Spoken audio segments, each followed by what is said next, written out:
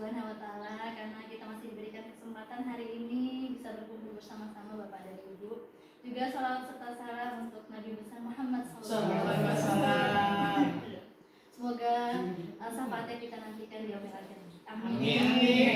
Yang terhormat Ibu Rahayu selaku Kepala UPT SMP Negeri 2 Parasuka dan juga Bapak Ibu Dewan Guru UPT SMP Negeri 2 Parasuka. Baiklah, hari ini Bapak dan Ibu, saya akan melakukan aksi nyata di modul 1.4 pengimbasan dengan Bapak dan Ibu sekalian tentang budaya positif. Boleh dilanjut. Baik, ini foto saya. Berbedakah dengan yang aslinya? Ini ada tampak lebih. Perkenalkan, sudah kenal semua. Saya Supriyanti, saya bangga di UPT SMP Negeri 2 Parasuka. Angkatan 8 Kabupaten Bogor. Baik, boleh Agung. Iya. Baik, salam dan bahagia. Iya. Ini salam kami di pendidikan guru penggerak. Jadinya ada salam dan bahagia. Mencirikan bahagia itu gimana? Tersenyum. Boleh senyumnya Senyum, iya. Kalau sudah tersenyum, sudah bahagia, tentu kita nanti bisa lebih segar. Iya. Mari hari ini kita belajar bersama, berkolaborasi, saling mendukung kita semua untuk mewujudkan budaya positif di sekolah kita tentunya yang tercinta di UPT SMP Negeri 2 Parasuka. Oke, kalau gitu sekarang waktunya ice breaking. Boleh Bapak dan Ibu?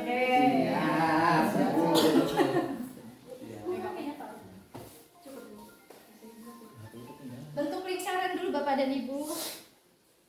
Iya. Boleh. Ini namanya mainan tembak dor. Nanti buat lingkaran kalau kata saya. Biar kita jadi anak-anak hari ini. Kalau saya bilang, "Are you ready?" Yes, I am ready. Yes, I am ready. Ada bahasa Inggrisnya ya. Oke. Nanti ini permainannya. Bapak dan Ibu kalau saya bilang dor, Bapak jongkok. Kirain dor lagi. Bapak Misbah dan Pak Andika duluan sebutin namanya siapa. Misalnya Andika gitu loh. Iya. Siapa yang Mas bilang yang dor, yang dia. yang dor, Coba tes dulunya Bu. Saya ngomong nama kok nama lawannya, nama lawannya. Ngomong nama lawan. Enggak, Pak yang dor. Saya kan ditembak sama Bu Esti. Matilah saya. Bapak tembak-tembakan sama Andika. Inilah mencirikan kebahagiaan. Coba. Are you ready? Yes, I am ready. Tembak. Dor. Pak Misbah. Yang menang ini Dan lingkaran kecil, lingkaran kecil, Lingkaran besar. lingkaran Kecil, lingkaran kecil. Lingkaran besar. tembak. Dor.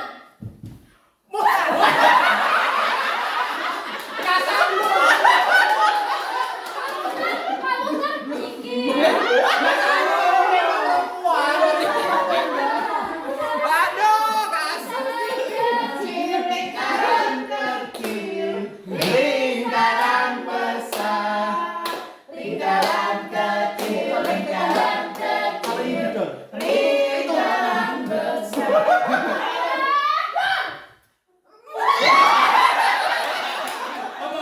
Tak sanggup. Saling menembak dia tak sanggup. Tak sanggup saling menembak dia rupanya. Foto aku enggak bentuknya Rahayu. Aku sama ditembak sama tertembak. Mayang yang gitu lah. Boleh, terima kasih. Jadi rasa muda. Iya, baik. Boleh tarik nafas dulu. Budaya positif. Budaya positif itu apa sih? Ternyata budaya positif itu perwujudan dari nilai-nilai atau keyakinan universal yang diterapkan di sekolah. Budaya positif di sekolah ialah nilai-nilai, keyakinan-keyakinan, dan juga kebiasaan di sekolah yang berpihak pada murid agar dapat berkembang menjadi pribadi kritis, penuh hormat dan tanggung jawab. Karena kegiatan kita semua yang ada di sekolah tentunya untuk berpihak kepada murid. Oke, boleh lanjut. Konsep utama dari budaya positif yang pertama ada perubahan paradigma belajar, yang kedua disiplin positif, kebutuhan dasar manusia, motivasi perilaku manusia, posisi kontrol restitusi, keyakinan kelas, dan juga segitiga restitusi. Baik, lanjut. Ini pembelajaran dengan paradigma baru yang kita kenal sekarang. Bapak dan Ibu, kurikulum kita sekarang Merdeka. Ini tentunya semua mengarah ke profil pelajar Pancasila. Pembelajaran dalam paradigma baru ini dirancang berdasarkan prinsip pembelajaran berdiferensiasi. Terdiferensiasi itu apa ya? Berdiferensiasi? Berbeda-beda. Iya, ternyata siswa-siswa kita tuh berbeda-beda ya Pak. Sehingga setiap siswa itu belajar sesuai dengan kebutuhannya. Makanya kalau di kurikulum Merdeka itu ada sekarang namanya diagnostik,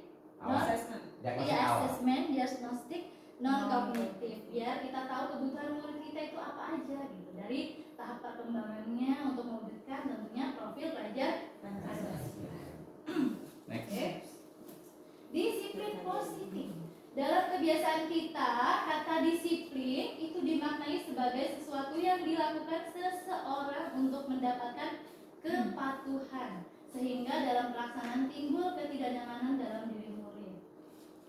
Disiplin positif itu salah satu cara penerapan disiplin yang bertujuan untuk menumbuhkan kesadaran serta memberdayakan anak untuk melakukan sesuatu tanpa paksaan, ancaman maupun hukuman.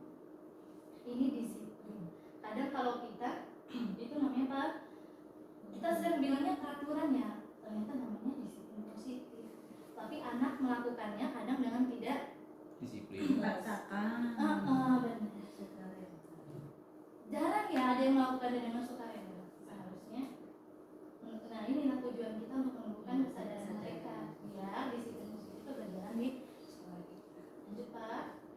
Kebutuhan dasar manusia Bapak dan Ibu ada 5. Yang pertama, kebutuhan untuk bertahan hidup. Ya, ada gambarnya dia makan, kita bernafas, itu untuk kita bertahan hidup. Lalu ada kebutuhan kasih sayang dan rasa diterima. Ternyata Bapak dan Ibu, kita di sekolah ini memang sudah ditakdirkan ya. Iya, ditakdirkan bertemu dengan murid kita untuk memberikan ini kasih sayang. Iya, biar mereka merasa diterima. Iya. Karena kadang mereka Bapak, Ibu di rumah itu kurang loh ini kasih sayang. Hadirnya kita ternyata sudah menjadi apa ya? Jodoh untuk mereka. Iya, jodoh. Memberi kasih sayang. Benar. Kadang anak itu merasa tidak diterima di rumahnya. Jadi tugas kita di sekolah ini memberikan. Sama dengan yang bertahan hidup tadi. Kalau di kelas kadang ada anak yang izin, Bu, izin dulu mau ke kantin. Iya, padahal belum waktunya istirahat. Ternyata itu adalah kebutuhan mereka untuk bertahan hidup. Mereka di rumah nggak sarapan, katanya lapar. Iya, kadang kita nggak menyadarinya. Kenapa kamu mau izin? Padahal ternyata ini kebutuhan dasar. Lalu ada pengakuan atas kemampuan. Itulah sekarang anak-anak di murid-murid kita itu ternyata walaupun cuma kita sekedar apa kalau mereka memberikan umpan balik, memberikan jawaban, walaupun entah yang memberikan Apresiasi. apresiasi itu sudah menjadi pengakuan atas kemampuan mereka. Ternyata itu juga kebutuhannya loh. Lalu ada kebebasan. Kebebasannya ini apa ya Bu, kira-kira Bu? Anak-anak bisa kebebasan apa kalau di sekolah kira-kira? Ya, dia bisa menentukan sendiri sebenarnya kalau pembelajarannya maunya kayak mana. Iya benar. Nah, mereka juga ternyata Bapak dan Ibu punya minat, punya bakatnya masing-masing. Jadi mereka harus diberikan kebebasan untuk mengeksplorasi bakatnya. Terus kita tugasnya apa? Menuntun untuk mengembangkan bakat yang dimiliki. mereka ada jadwalnya istirahat. Kalau istirahat, anak-anak bermain dengan teman-temannya. Iya. Lanjut boleh Pak. Oke, ini ada motivasi perilaku manusia. Apa sih motivasi Bapak dan Ibu? Dorongan dari dalam. Motivasi merupakan dorongan yang timbul pada diri seseorang secara sadar atau tidak sadar untuk melakukan tindakan dengan tujuan tertentu. Ini menghindari ketidaknyamanan dan hukuman, menghargai nilai-nilai kebajikan dalam diri sendiri dan mendapat imbalan atau penghargaan.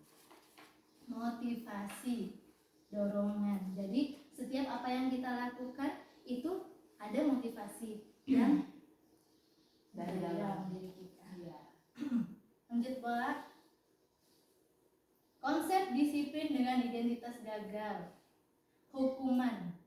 Hukuman itu ternyata menyakitkan, tidak nyaman, ada rasa takut, tersakiti, menyembunyikan kesalahan dan rendah diri. Penghargaan tidak efektif. Maksudnya penghargaan ini tidak efektif loh untuk anak-anak. Kenapa? Karena anak-anak kalau melakukan sesuatu akhirnya timbulnya karena ya merasa ada yang ingin dia didapatkan. Merusak hubungan. Jadi merusak hubungan antara Teman. teman. Iya. Bersaing jadinya untuk mendapatkan si penghargaan tadi. Mematikan kreativitas.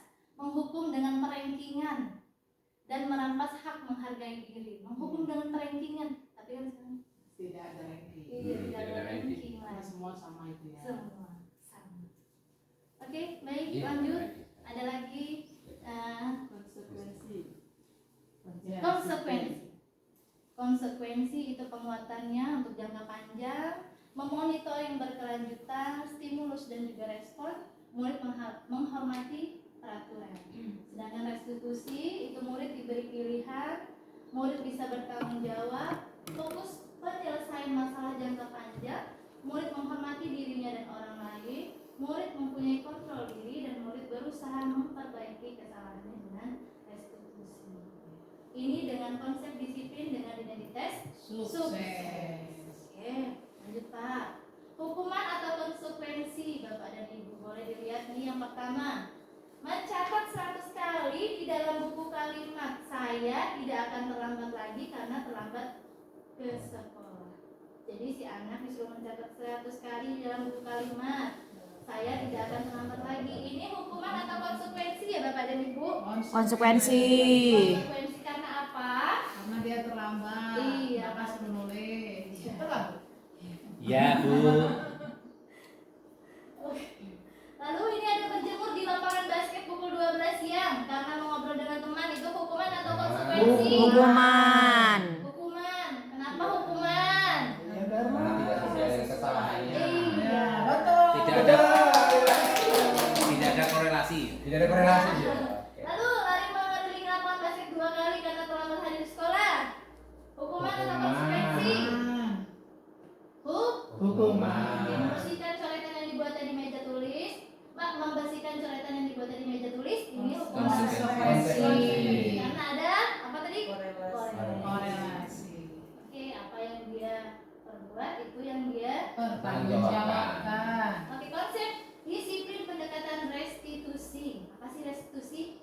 Restitusi itu proses menciptakan kondisi bagi murid untuk memperbaiki kesalahan mereka sehingga mereka bisa kembali pada kelompok mereka dengan karakter yang lebih kuat.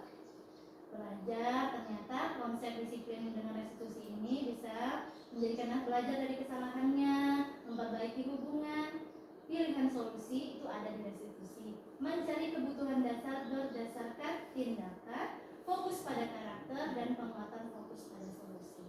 Ternyata Bapak dan Ibu, restitusi ini setelah saya pelajari ternyata sama dengan konseling di bimbingan dan konseling di BK. Kenapa sama? Pada dasarnya konseling itu dilakukan tujuannya memang anak itu mempunyai pemecahan masalah sendiri. Jadi guru BK bukan memecahan masalah yang seharusnya seperti itu. Sama dengan seperti si restitusi ini. Jadi anak-anak nanti kita bimbing dengan mereka mempunyai solusi dan akhirnya bisa memecahkan masalahnya sendiri. Oke, Oke Pak, lanjut. Ini ada contoh lagi kasus murid terlambat datang ke sekolah. Ini hukuman. Hukumannya guru menghukum murid lari lapangan 10 kali. Guru marah di depan sekolah dan murid menjadi takut. Hukuman ya. Masih lah ya? Masih ada yang kayak gini Bapak dan Ibu? Masih. Konsekuensi murid tidak masuk jam pertama.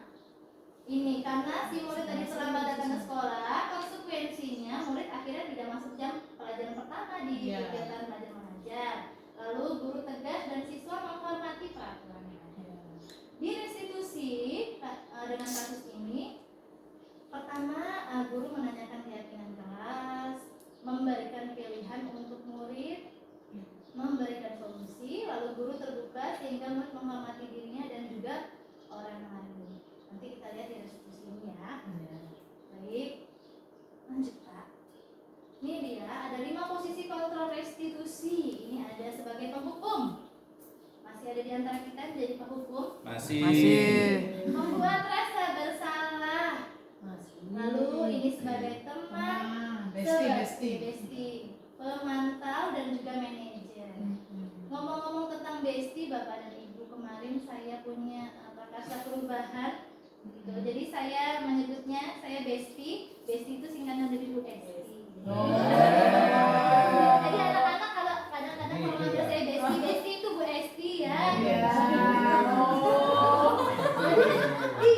saya juga punya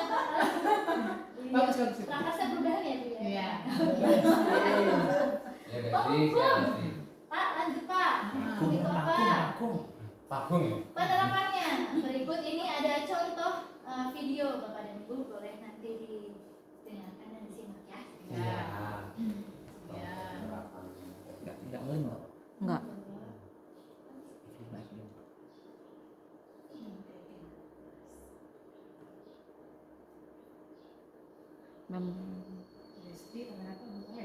Iya.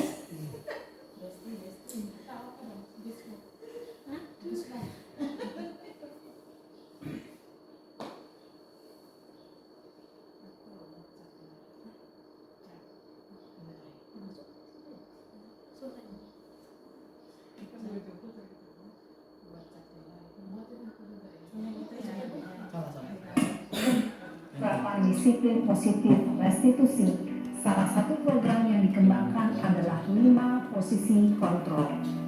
5 posisi kontrol dalam restitusi adalah proses perjalanan seorang pendidik agar dapat mengenali dirinya. Pada video kali ini, kita akan membahas tentang 5 posisi kontrol yang dikembangkan oleh Diane Gossen dan contoh penerapannya.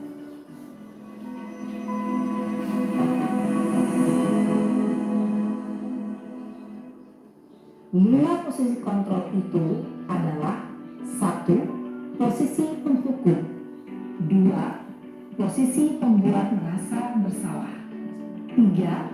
Posisi tenang, 4. Posisi pemantau atau monitor, dan 5. Posisi manajer. Untuk lebih memahami kelima posisi tersebut, mari kita saksikan kasus Naren yang terlambat hadir 20 menit di sekolah dan melihat bagaimana kelima posisi kontrol dalam menghadapi masalah tersebut.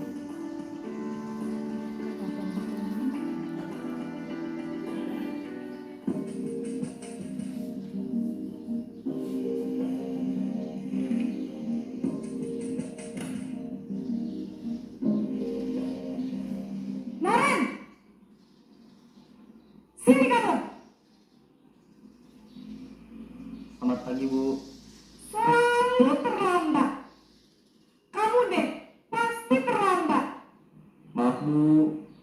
Saya Apa? Apa coba?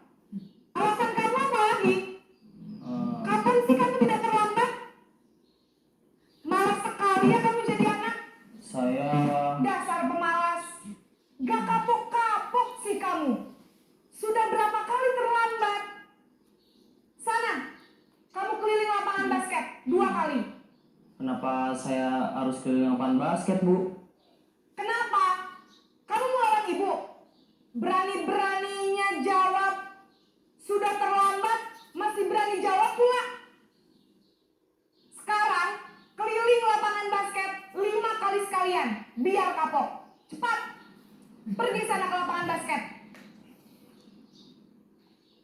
Posisi penghukum biasanya berbicara dengan nada tinggi, menghardik, menunjuk-nunjuk, menyakiti, dan menyindir. Hukuman bisa berupa fisik maupun psikis. Ibu dan bapak guru hebat. Dampak yang terjadi pada murid ketika guru berada pada posisi penghukum adalah murid cenderung akan memberontak, bahkan menyimpan dendam.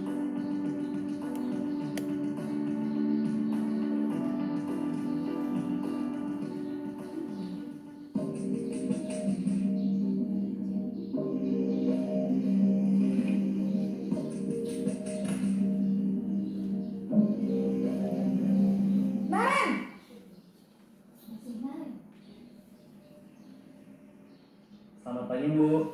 Naren, kamu kenapa terlambat lagi, nak?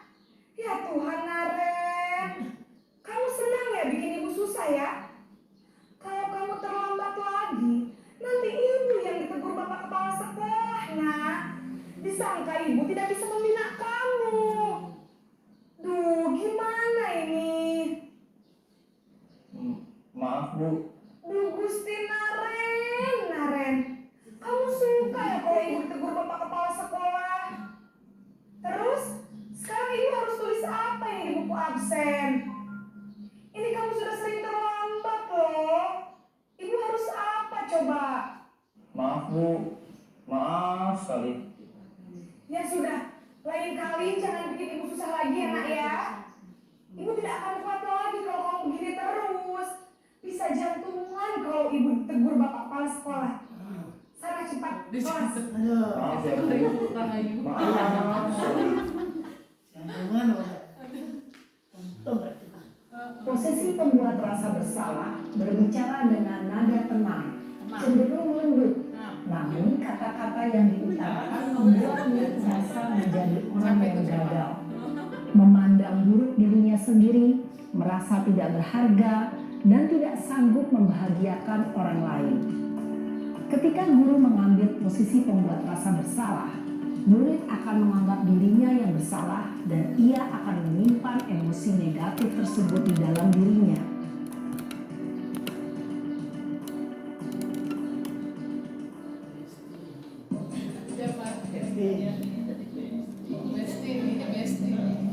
Yang pertama tadi saya.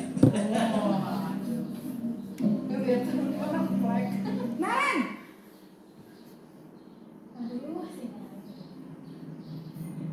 Selamat pagi, Bu.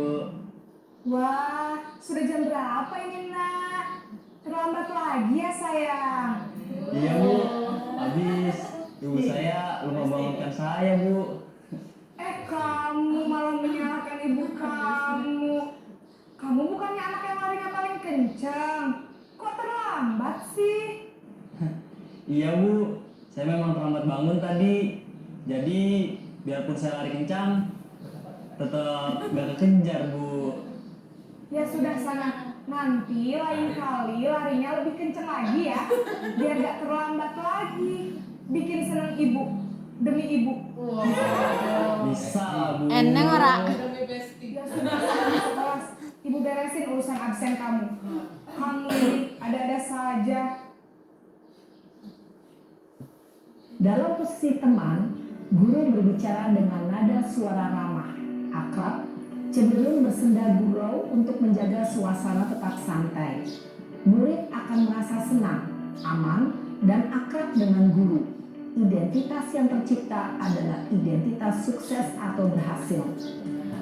Namun, perlu diingat, karena ini masih dorongan eksternal, maka ada faktor ketergantungan dari murid kepada orang tertentu.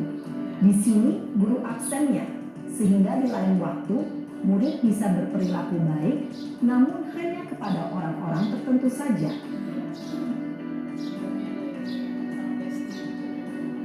Pasti yang di sini. Motor yang sana. Enggak. Makanya saya mau begitu posisi pertama lagi. Wayo. Naren,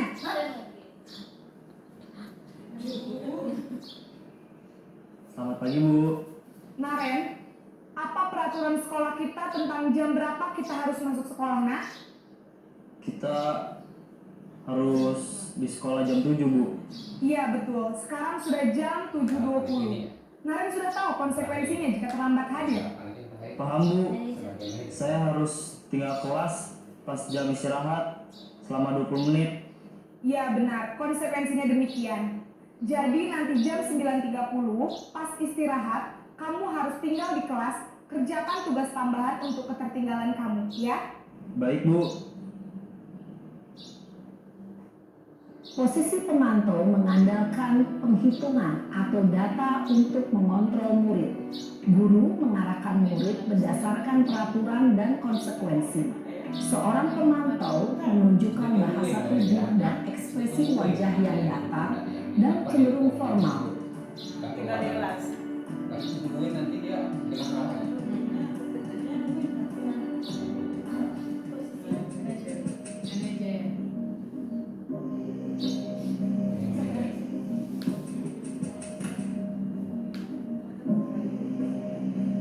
Naren!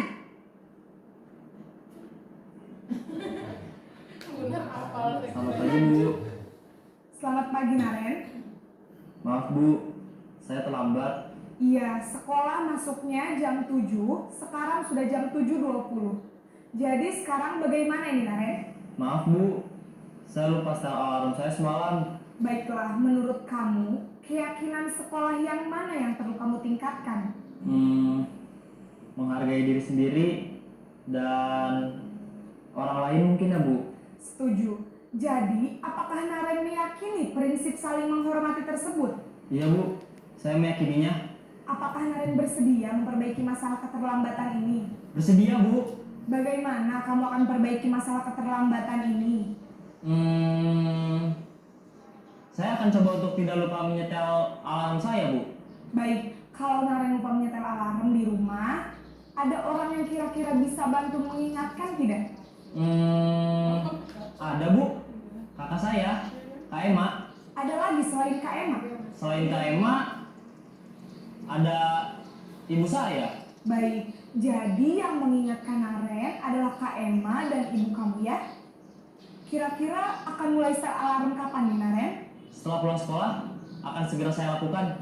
Baik, jadi Naren akan setel alarm untuk bangun besok pagi dan akan diingatkan oleh kakak dan ibunda Naren ya.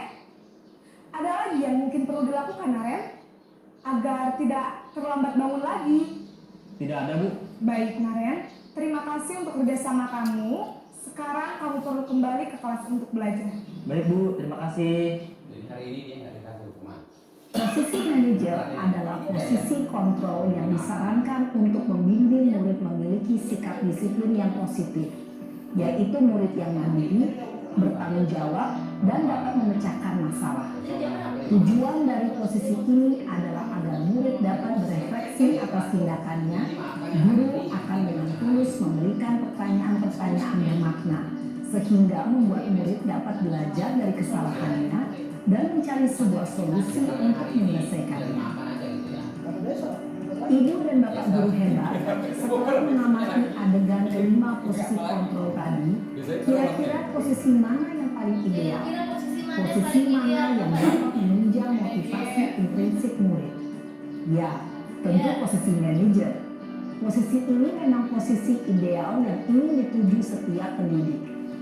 Pada posisi inilah, guru dapat menerapkan disiplin positif yang berpihak pada murid, yang memerdekakan murid. Perjalanan seorang pendidik tentunya tidak mudah untuk sampai pada posisi seorang manajer. Namun, tujuan kita pasti, yaitu menciptakan murid-murid yang mandiri, merdeka, dan bertanggung jawab. Semoga penggambaran 5 posisi kontrol yang telah diperlihatkan ini dapat menjadi ajang refleksi bagi kita semua, agar dapat terus mengasah dan menerapkan disiplin positif yang memerdekakan murid. Mari terus berlatih dan bersemangat. Selamat menerapkan. Salam dan bahagia Ibu dan Bapak Guru hebat.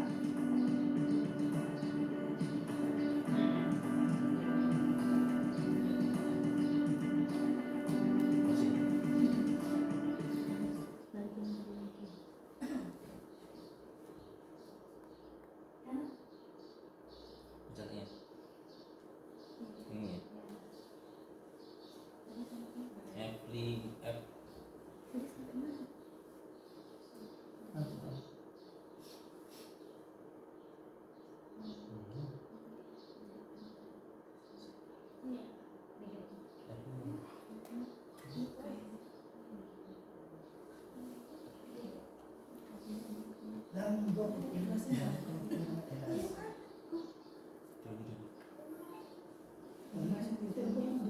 Bapak Ibu, gimana setelah menonton video Naren tadi? Iya, jadi ada 5 posisi kontrol ya. Mana yang ingin dituju tadi yang paling pingin dituju ada sebagai posisi manajer. Apa pesan Ibu ini tadi? Benar, menjadi seorang manajer tidaklah mudah. Gampang. Iya, nggak gampang. Berat itu. Ya hari ini dimakan, besok mau lagi. Terus apa yang nggak lakukan yang jadi pikiran saya sekarang gitu. Dimakan lagi hari kedua. Besok ketiga diulangi lagi, itu saya mau ngapain lagi? Harus turun posisi sebagai penghukum. Itu maksud saya gimana itu ya? Gimana kira-kira Bapak? Ada solusinya nggak? Ada solusi yang bisa memberikan? Sing sabar, Pak. Gimana menurut Ibu Novi? Kalau menurut saya tetap ada konsekuensi dijalankan, tapi juga ada tindak lanjut. Jadi kalau cuma konsekuensi aja nggak ada tindak lanjut kan berbeda dengan restitusi yang tadi ya Ibu, sampai yang manajer itu kan ya. Kalau di posisi manajer itu tetap ada konsekuensinya hari itu, tapi dia ada kelanjutannya untuk tidak mengulangi berdasarkan dari dirinya sendiri gitu Pak, bukan berdasarkan dari diri. Permasalahan itu balikin lagi ke dia lagi gimana solusinya. Jadi solusi kedepannya bagaimana supaya nggak terlambat. Jadi hari kedua itu tetap dikasih apa tuh nah? Kita konsekuensi kita misalnya suruh kalau dia terlambat misalnya tetap dia di kelas nanti bisa alasan temannya istirahat ya nggak istirahat. Tapi untuk besok dia dijanjikan lagi dengan kesadaran dia untuk bangun pagi dan apa tadi itu. Iya, biasanya kan sudah kesepakatan kayak udah ada konsekuensinya dari kesepakatan di awal. Jadi dijalani kesepakatannya. Berarti benar. Makanya kadang kita bisa jadi posisi teman, kadang bisa jadi posisi pemantau tadi. Begitu. Hukum juga boleh ya kali. Kalau bisa emang hukum ditinggalkan lagi. Iya. Oke. Semua ada proses belajar ya Pak. Ya. Enggak apa-apa, dihilangkan sedikit-sedikit. Iya. Nah, ini tadi keyakinan kelas. Ada namanya keyakinan kelas. Bapak dan Ibu ini sudah mulai tahun ajaran baru. Nanti Bapak dan Ibu bisa buat keyakinan kelas masing-masing. Siap. Bapak Ibu wali kelas, Bapak Ibu. Wali kelas aja ya kalau guru mata Wah, mata pelajaran juga bisa Bapak buat keyakinan kelas. Iya, jadi dengan Bapak nanti buat keyakinan kelas, jadi nanti anak-anak tahu apa yang dia yakini kan di pelajaran Bapak. Jadi kalau anak kira-kira tadi kayak melanggar, Bapak tanyakan lagi tadi kayak Ibu yang di posisi manajer. Apa keyakinan kelas kita nak? Ya, nanti sehingga anaknya bisa menemukan solusi tadi. Ya dari ini contoh untuk anak kelas 1 SD, di kelas 5 SD, di kelas 7 ada di fase D. Ini salah satu contoh keyakinan kelas hormat. Di sini kata-katanya kami meyakini bahwa sangat penting untuk menghormati semua orang dan barang milik orang lain. Iya. Mati tidak membuli berarti. Iya. Kan menghormati orang lain. Kadang suka ejek-ejekan. Ejek-ejek. Kalau terjadi ejek-ejekan itu apa tuh yang harus dilakukan? Kembalikan ke keyakinan itu, Pak. Iya. Baca itu. Biasanya kalau itu kan ada konsekuensinya ya Bu, langsung disepakatin Ya, konsekuensinya. kesepakatan dari pas saat kita membuat kesepakatan apa? Apa yang paling bagus Bu kalau membuli itu? Yang Ya, kalau sifatnya nggak kesepakatan menghukum. kan tergantung dengan melihat pendapat anak. Pendapat ya. Ya, kalau anaknya ke arah hukuman, Ya kita arahkan jangan ke arah. Sama seperti yang tadi loh nggak Pak. gambaran bisa ngasih gambaran nggak? Kalau Contoh yang misalnya? tadi Pak, contoh yang ada apa? Contoh kasus tadi ada kalau misalkan dia terlambat datang, konsekuensinya apa? Kalau dia membuli itu, nah, yang kaitannya dengan membuli apa yang searah dengan itu yang ada? Konsekuensinya. Iya, yang kira-kira nggak negatif, Senada. tetapi dia masih senada dengan si pembuli Mungkin tadi. di awal bisa Pak, kalau dia membuli langkah pertama mungkin dia harus minta maaf dulu sama orang yang dia bully. Minta maaf, gitu Iya. ya. Mengakui bahwasannya dia Iya. sudah membuli. Iya. Ini juga maksud. Kan kalau kita berbuat salah baliknya harus minta maaf kan bisa ya Bu ya. Iya, maksud. Iya. Siap. Berat loh minta maaf. Merdeka. Merdeka, siap. Masuk itu. Gimana Pak? Setuju lah. Cincai. Iya, bekerja. Kami meyakini bahwa sangat penting untuk mengerjakan segala pekerjaan atau mengikuti kegiatan yang telah ditugaskan. Jadi anak-anak ini harus mengerjakan pekerjaan yang Bapak dan Ibu guru berikan. Iya. Tugas ya Bu. Tugas. Ini diterima dan dimiliki. Kami meyakini bahwa sangat penting untuk merasa diterima pada suatu kelompok dan saling peduli satu sama lain. Jadi bisa nanti apa? Contoh-contoh Saling peduli satu sama Iya. lain. Saling tolong menolong. saya bilang sama anak-anak di kelas, kalau misalkan ada temennya hari ini nggak bawa duit, nggak bawa minum, misalkan bawa minum dikasih temennya, ya. Gimana kalau misalnya ada anak satu yang nggak mau ikut berkelompok? Kan biasanya ada setiap kelas ada anak yang satu menyendiri nggak mau berkelompok nih, maunya sendirian aja.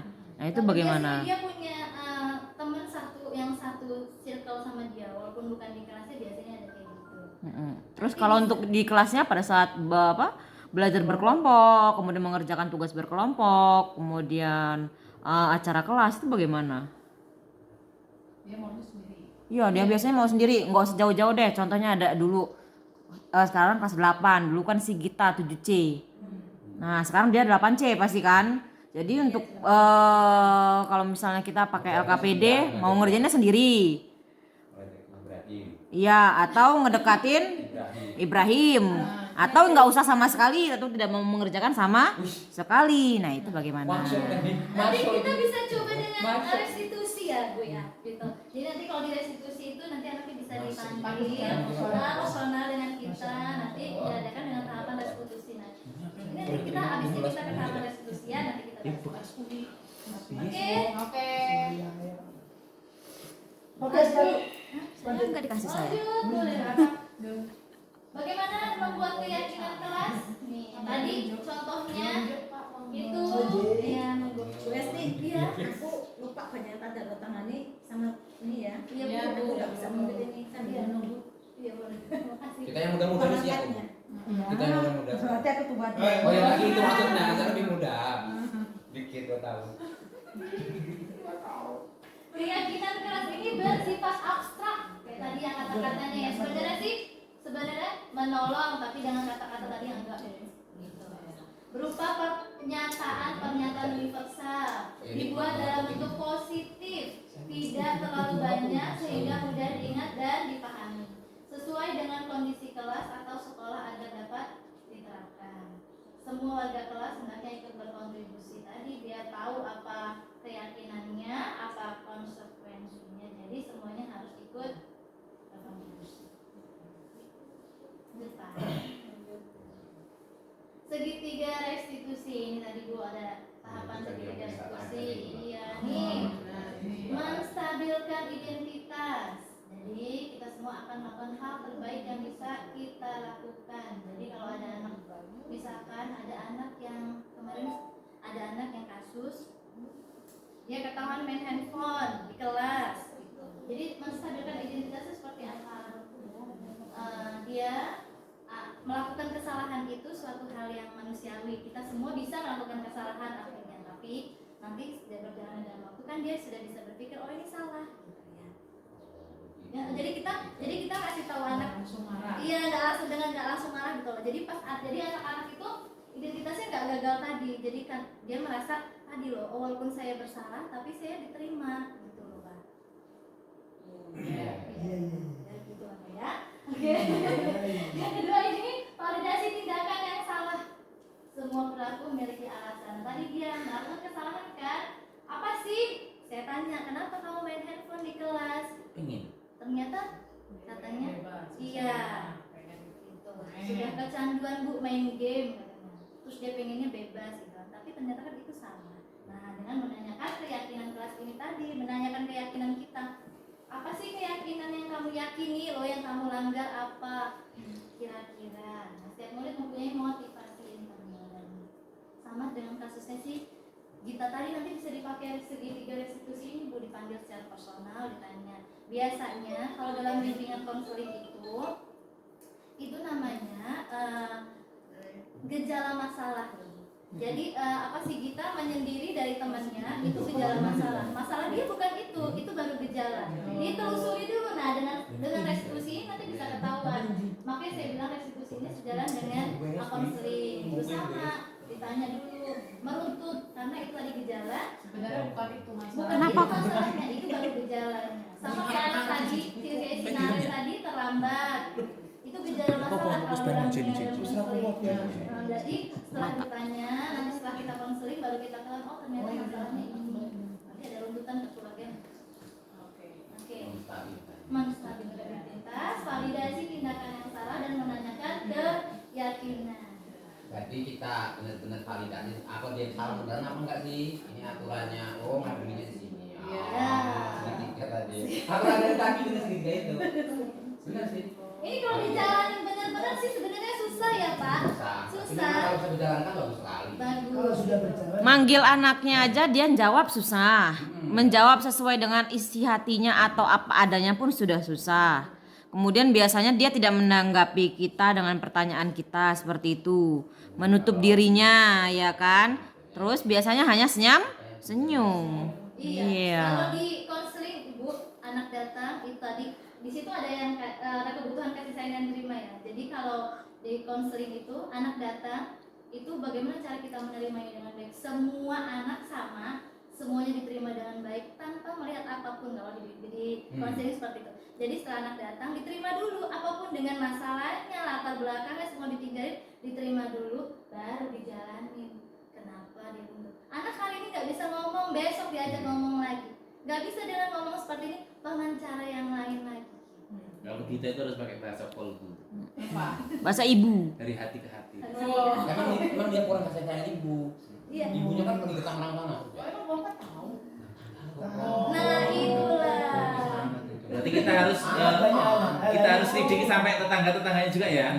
Latar belakangnya itu seperti apa gitu ya. Temennya, iya itu namanya informasi kan. Iya. Jadi itu dibilang Sebagai seorang masalah pendidik harus itu paham. sebenarnya bukan dia nggak mau gabung dengan temannya, itu adalah gejala dari masalah yang lain. Sebenarnya semua anak-anak yang bermasalah ternyata di rumahnya memang punya masalah. Memang mereka pengen begitu, pengen disayangi kayak tadi. Bener. Itu Kita tugas yang kasih sayang. Si Rejanya punya ini, itu kan bikin ulah terus. Memang dia katanya bapaknya ibunya meninggal.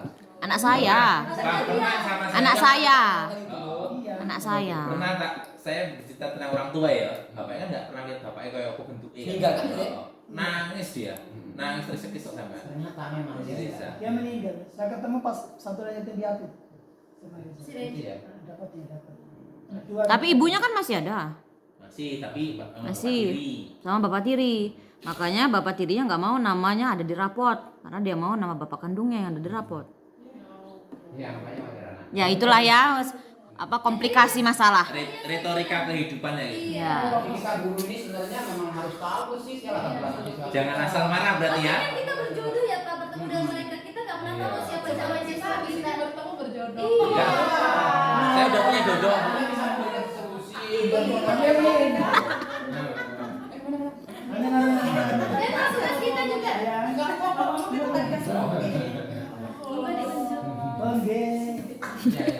Tolong atau tunjuk nih. Begini ya. Asik juga kalau di konseling begini ya. Jangan jarang di konseling begini ya. Jadi itu Pak siapa kasih sayang ke anak-anak Bapak siapa?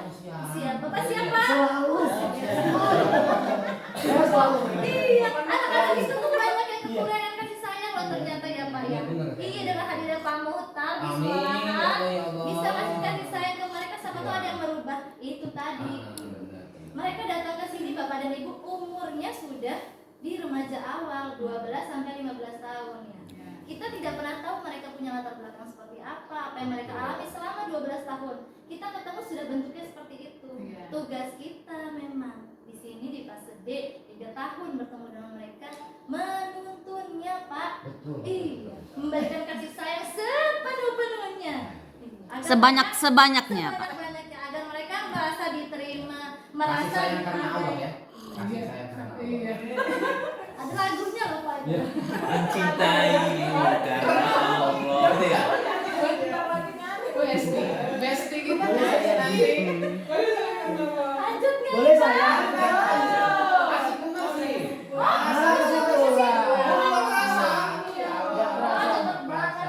Apa sih kesimpulan kita hari ini dalam penerapan program disiplin positif? Hendaknya guru memiliki standar kepribadian profesional. Profesional itu yang gimana sih Pak? Nah itu yang kayak mana tuh profesional? Profesional tuh yang kita. Jadi kalau itu ya ditanya. Ya kalau agama pokoknya tadi kasih sayang itu karena Allah itu agama. Iya. Kasih sayang itu. Betul. Kepribadian profesional dan sosial yang baik di mana guru mampu berefleksi pada posisi kontrolnya Di ya. mana kita sekarang Di mana? posisinya? Iya. Sekarang kita masih di posisi mana nih? Kalau Penghukum tadi kita kah? kalau Atau kita apa? masih di Atau besti? kalau kita masih jadi posisi penghukum, bisa agak naik level sedikit ke atasnya, itu menghilangkan hukuman tadi. Naik ke atasnya apa sebagai apa tadi? Membuat rasa Rasa bersalah. bersalah kita tidak baik ya Bapak. Langsung ke besti. Sebagai teman. Pelan-pelan ya Pak. Siap. Iya. Wah, semua adalah proses. Nggak bisa ya. Tapi kalau dijadiin teman kadang-kadang anak-anak tuh puncak sih. Ya tadi itu di posisi Merasa teman menjadi tadi. teman ya. Heeh. Naikin lagi berarti. Naikin lagi. Pak, woi. Apa namanya sebelum manajer tadi? Pemantau. Pemantau. Sebenarnya Kalau bisa pemantau itu sih kolaborasi sih Bu yang menurut saya. Ya, bisa tergantung situasi. Iya, Tapi yang situasinya. jangan dipakai penghukum lah. Ya. Ini mana ya kalau dua lah. Kalau bisa Ya. dihilangkan ya Pak. Betul. Bagaimana perjalanan dirinya sebagai seorang among, sebagai posisi manajer? Ya, kita tahu Among itu manajer. Iya, among belajar. ya. Among. Yang menuntun murid-murid Among sekali menjadi tak kelihatan. insan yang mandiri, merdeka dan bertanggung jawab. Inilah PR kita Bapak dan Ibu. Berefleksi, terus menjadikan murid yang mandiri, merdeka dan juga bisa bertanggung jawab. Oke, Pak Agung. Terima kasih. Ini dia bergerak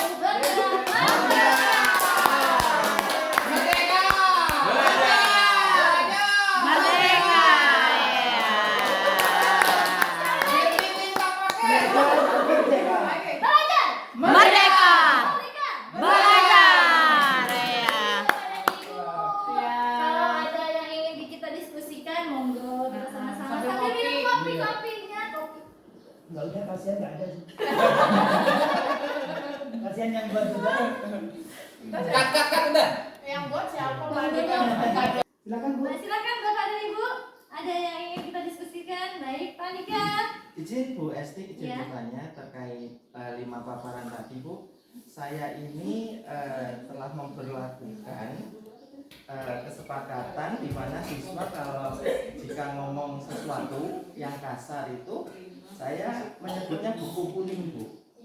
Buku jurnal sikap dan sosial. Seumpamanya anak itu bicara kasar, anak itu saya panggil, kemudian beliau tak suruh nulis tanggal kejadian, nama lengkap, kelas, kemudian perilaku yang sudah disepakati yang sudah dilanggar, kemudian ada butir nilai sikap yang dilanggar, kemudian beliau kalau seumpamanya ngomong kasar, beliau bersedia membaca. Kalau saya Bu membaca Al-Ikhlas 20 kali. Nah itu setelah nanti beliau membaca, kemudian beliau tanda tangan Bu. Nah seperti ini. Itu apa kesalahannya ini aja Pak Andika kan? Saya kalau tentang berbicara kasar aja ya. Kayak gitu. Jadi kalau kesalahannya Yang lain masuk di buku kuning nggak Pak? Kemudian beliau membaca Al-Ikhlas 20 kali. Semua kelas itu udah tahu kalau buku kuning pasti punya Pak Andika. Itu dari 5 penjelasan Bu Esti itu saya masuk ke mana ya Bu? Jadi itu maksudnya untuk anak-anak yang berbicara kasar aja atau semua pelanggaran yang anak-anak lakukan? Ini kebanyakan yang ngomong kasar Bu. Jadi yang berbicara kasar Karena dia melanggar lewat lisan, jadi tindak lanjut saya lewat lisan juga Bu, membaca Al-Ikhlas sebanyak 20 kali seperti itu. artinya sebelum Bapak masuk kelas Bapak sudah membuat kesepakatan dengan anak-anak. Jadi anak-anak sudah tahu. Sudah. Mungkin Bapak dan Ibu kira-kira Pak Andika ini ada di posisi mana ya? Antara 5 posisi kontrol tadi, Pak Andika sebagai posisi apa? Jadi nomor 4 Bu. Posisi pemantau ya. Iya. Posisi pemantau karena sudah memiliki keyakinan kelas. Jadi anak-anak sudah paham apa konsekuensi yang mereka dapatkan kalau mereka melanggarnya. Jadi apa? Karena berucap kata-kata yang kurang pantas, kata-kata yang tidak baik. Jadi konsekuensinya juga dengan Lisan. Iya, dengan lisan juga. Artinya mengucapkan apa tadi Pak? Membaca Al-Ikhlas. Kira-kira bagaimana Bapak dan Ibu? Iya. Iya. Jadi masuk ke posisi yang pemantau ya. Gimana kalau udah dikasih hukuman tapi masih aja Bu? Misal Pak Andika kemarin ngasih hukuman, kira-kira anaknya mau ngulangi lagi atau kapok? Mungkin keceplosan, tidak sengaja. Ini Istighfar ya Pak, disuruh istighfar anak. Enggak, seperti itu ya. Kalau sudah berkali-kali artinya di situ ada catatan Pak ya. Besok kembali lagi tulis lagi atau ada tindakan yang lain Pak? Iya. Stagnan, kami stagnan pokoknya hukumannya itu. Entah Jadi ngulang ngomong lagi. kasar, jenis-jenis ngomong kasar apa tetap hukumannya itu. Ngomong kasar A hukumannya tetap membaca Al-Ikhlas Besok ulang lagi. supaya keceplosan dan lain sebagainya. Saya tarik lagi nak ke depan nak, benar tadi ngomong kayak gitu. Iya Pak, keceplosan, tahu ya. Dan tulis sendiri nak. Kemudian beliau mengucapkan 20 kali baru tanda tangan. Nah, itu untuk pengucapan Al-Ikhlas 20 kali dipantau oleh Bapak atau gimana Pak? Ya, kadang saya pantau lewat penghitungan jari, kadang saya Masing-masing. percayakan kepada anak untuk menghitung sendiri. Apakah ada anak yang misalkan hanya sekali dengan melakukan itu berubah Pak? Atau Sudah kapok gitu ya? ada misalkan Mungkin ya. Untuk sementara hanya mencegah beliau kalau ada Pak Andika, beliau sedikit menjaga lisan. Nanti kalau misalkan ada anak yang berulang lagi bisa dicoba tadi dengan restitusi tadi ya Pak. Oh ya siap. Iya, siapa tahu nanti bisa berubah terus dia menjadi jadinya lebih baik lagi nggak mengulangi lagi. Jadi kesimpulan tadi masuk posisinya apa namanya? Mantau. Karena sudah ada. Atau bisa juga dia Keyakinan masuk doang. ke bestie karena dia hanya begitu dengan Pak Andika. Bisa jadi kan? Karena mungkin punya buku ini. Ya artinya Bukan artinya apa? dia anak tersebut menjaga lisannya ketika Ketika- ada Pak Andika iya, iya. gitu. Ketika dengan guru lain, Dengan beda guru lain lagi mungkin gitu ya. kelakuannya bisa berbeda lagi. Karena mungkin dia belum dasar dari keyakinan dia sendiri. Belum ada intrinsiknya tadi kan. Berarti Iya. jatuh pada besti. Iya. Bukan pemantau ya. Iya, lebih cenderung ke bestie dia. Berarti dia bestie dengan Pak Andika. Berarti Pak Andika udah bagus, udah di posisi tinggal 2 lagi. Mantap Pak Andika. Lanjutkan. Guru favorit. Sudah, boleh ada Bapak Edi dulu yang mau tambah lagi? Putri? Enggak. Pak? Udah tadi udah termasuk. Sudah, oke sudah termasuk. Iya. Maaf. Bentar, mungkin ada. Nah, habis kayaknya. Udah, Bu. Ada yang mau di ini kasih kritik saran buat saya boleh katanya. Sudah terlalu bagus. Perwakilan kalau mau mengucapkan ke Bu Esti. Ada yang kurang malah Bu Esti, ada yang pengen nambah lagi kayaknya. Ya Pak Mutar ya? Konselingnya. Lain waktu ya. Saran kritik buat Bu Esti perwakilan kita. Ayo, Pak. Iya. Silakan Pak. Bu Iya. Esti bagaimana penampilan hari ini? Oh iya. Oh. Ya kalau menurut saya kalau menanggapi Bu Esti sudah tampil ya sangat ini sih artinya Luwes ya Pak? konversi lagi di atas dikit. Ya kalau sarannya ya tingkatkan kembali, jangan bosan-bosan gitu kan memberikan konseling ke kami apalagi ke yang masih muda-muda kayak kita ini kan. Iya, yang kesabaran setipis tisu kayak saya kan gitu. Konseling keluarga Bapak. Iya, konseling. Nanti harus ditingkatkan. Jadi kami sangat bangga, sangat senang punya teman sebagai calon guru penggerak, mudah-mudahan lancar kan artinya bisa menggerakkan kami juga loh. Tadinya kan kami ini apa ya? Tahu ya Pak Yardi. Oh, statis Tadinya banget gitu loh. tidaknya Sekarang Pak. udah agak Iya. dinamis dikit kan Iya, gitu kan. sedikit Udah- ada. Memang ada Pencerahan udah ya, mulai Pak? udah ada pencerahan, udah mulai pengen bergerak juga. Iya. Daftar dong Pak. Sangat bangga dengan Bu Esti selaku calon guru penggerak dan yang lain juga pastinya ya. Yo, kasih semangat. Ayo. Terima kasih Bu Esti ya. Jangan lupa mendaftar ya Pak, sudah bukaan lagi sekarang. Sudah hampir 50. Sudah hampir 50 Pak kita masih. Satu yang saya sampaikan untuk Bu Esti, satu kata Disut. Bu Esti inspiratif. Iya. Semua ada inspirasi. Iya. Oke, inspirasi terbesar kita sebenarnya adalah murid kita. Iya. Oke, pokoknya terima kasih banyak hari ini Bapak dan Ibu. Saya ucapkan semoga ada manfaatnya kegiatan kita hari ini. Saya ucapkan terima kasih pada Allah, saya mohon ampun. Assalamualaikum warahmatullahi wabarakatuh. Waalaikumsalam